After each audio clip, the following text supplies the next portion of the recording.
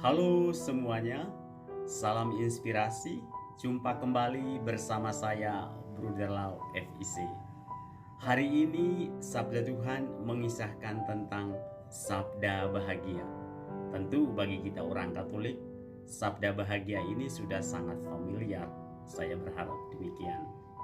Dan kita semua sepakat bahwa arah dan tujuan hidup kita ini hanya satu, yaitu ingin mencapai kebahagiaan.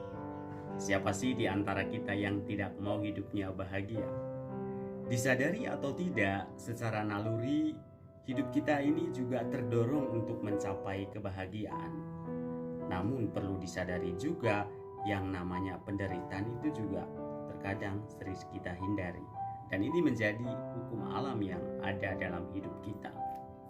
Kita juga harus mengakui bahwa masih banyak di antara kita yang mengalami kekeliruan dalam cara berpikir mengenai kebahagiaan. Cukup banyak di antara kita mencari kebahagiaan itu di luar dirinya.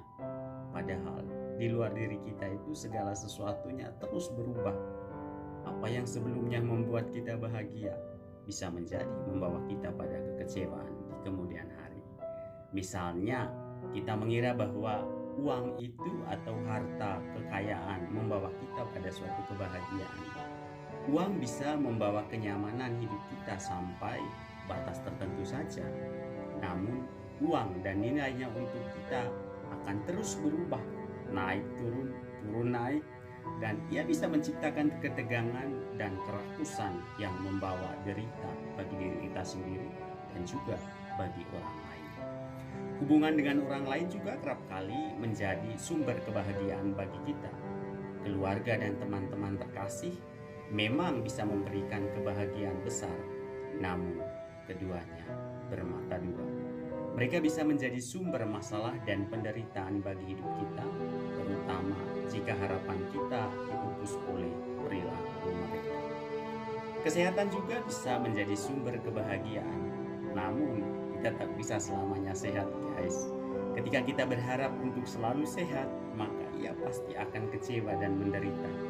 Ketika penyakit yang pasti akan berkunjung sungguh telah tiba, semua orang tanpa kecuali saya, Anda pasti akan menua dan pasti akan sakit dan meninggal pada waktu.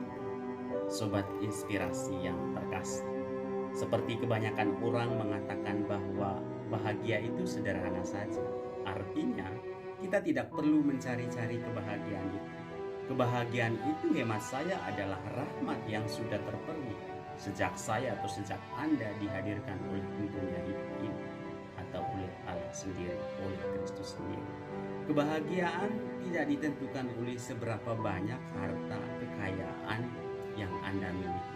Kebahagiaan tidak ditentukan seberapa brandednya saya, Anda mengenakan fashion aksesoris dalam tubuh ini.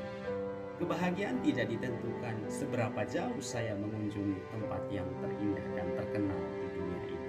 Tetapi hemat saya, kebahagiaan itu adalah kesadaran kita sendiri. Kesadaran di mana kita menyadari bahwa hidup saya ini, hidup Anda tentunya adalah rahmat yang terberi. Di sanalah kita semakin dimampukan, disadarkan untuk semakin bersyukur dan berterima kasih kepada Engkau-Nya kebahagiaan itu sendiri, yaitu Yesus Kristus.